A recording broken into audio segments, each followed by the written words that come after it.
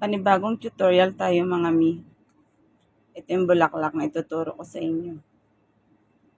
Napakadali niya lang itong gawin mga mi. Una, kuha lang tayo ng 2 passy wire. Bali kulay pink yung ginamit ko dito mga mi. Tapos pinutol ko lang dito sa gitna. Sunod nito mga mi, bali pinold ko lang siya ng paganito. Yung 3 piraso. Ganyan. Tapos yung isa dito mga mi, itatali natin. Gawin natin siyang pangtali dito sa 3 passy wire. Higpitan lang natin. Tapos ikot lang natin siya mga mi para humigpit yung ano natin. Para higpitan siya. Pag okay na nga siya mga mi, ayusin lang natin. Tapos putulan na natin yung dulo para magpantay. Ganyan. Magpantay na nga siya mga mi, hatiin natin siya sa 3. Ayan, ganyan. Sunod ganito mga mi, ganituin lang natin. Tapos ikotin lang natin 2 beses. Ganyan. Ganyan yung gagawin natin mga mi sa 6 na passy wire. Pabilog lang natin siya, tapos ikotin lang natin ng 2 beses. Ito yung gagawin nating petals ng ating bulaklak mga mi.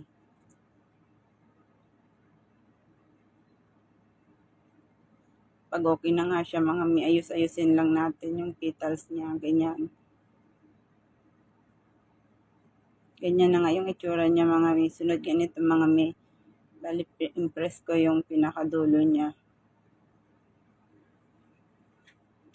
Ganyan.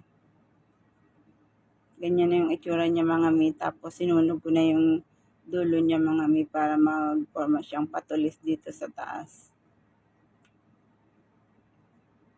Sunugin lang natin yung mga dulo mga mi.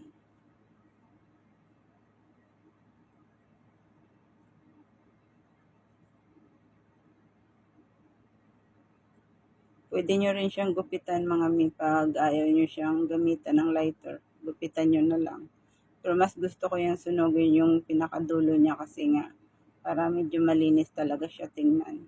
Pagkatapos nga nito mga mi, i-fold lang natin siya na pataas, ganyan. Tapos ayus-ayusin lang natin siya.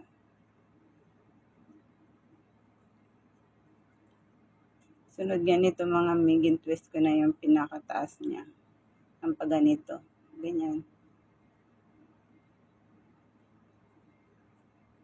Ginituin lang natin lahat mga mi para maganda tingnan at magmukha talaga siyang flower natin. Ganyan na yung itsura niya mga mi. Sunod ganito mga mi, kumuha ako ng color yellow na passy wire tapos pinold ko lang siya ng ganyan tapos gumupit lang ako ng konti. Ilalagay natin siya sa pinakagitna ng ating bulaklak tapos nilagyan ko lang siya ng glue gun.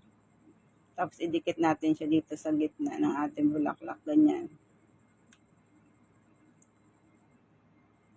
Ganyan na nga yung itsura niya mga mi. Sunod nga nito mga mi, binalutan ko na siya ng floral tape. Balutan na lang natin lahat. Napakaganda niya nga mga mi, i-display sa ating bahay. Lalo na pag madami talagang ginawa ninyo. Maganda rin siya ilagay sa bouquet. Pwede rin siya pang pillar mga mi.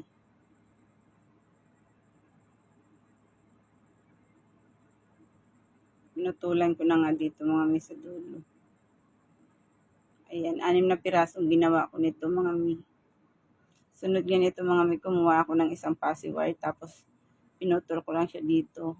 Ito yung kulay green. Sunod ganito mga mi, itatali ko lang siya dito. Ganituin lang natin. Gagawin natin siyang dahon ng ating bulaklak. Ganyan. Inikot ko lang sa dyan 2 beses. Tapos binaba ko na yung magsigilid. Tapos ganituin lang natin siya mga mi sa pinakailalim. Tapos yung isa kumuha lang ako dyan at pinaikot ko dyan para higpitan. Yan, ganyan na yung dahon natin mga mi. Maliit lang siya kasi maliit lang naman yung mga bulaklak natin. 3 piraso nga ang ginawa ko dito mga mi. Sunod nga nito mga mi, kumuha na ako ng floral wire at saka floral tape. Dito natin lalagay ang ating bulaklak. Yan, ganyan.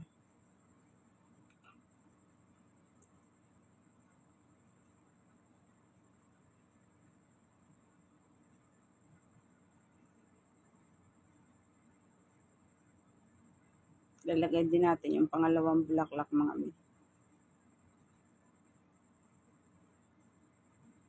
Tapos ilagay natin yung unang dahon natin.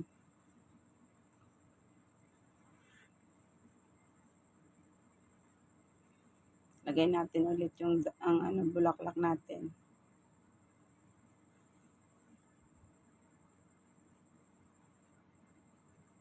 Yan na yung pang-apat natin na bulaklak, mami. Tapos lagyan natin siya ulit ng dahon.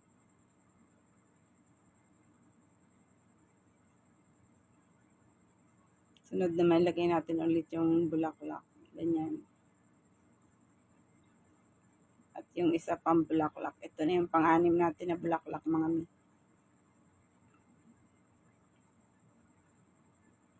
Tapos yung final na dahon natin, ilagay na natin. Tapos balutan na natin lahat ng floral tape, yung floral wire hanggang sa dulo.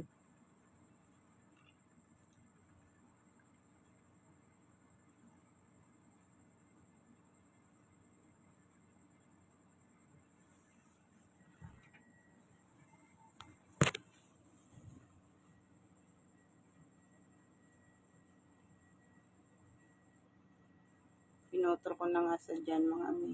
Ayan, at nabalutan na lahat ng bulaklak natin. Ganyan na nga yung pinaka-itsura niya, mga mi. Ayan, ganyan.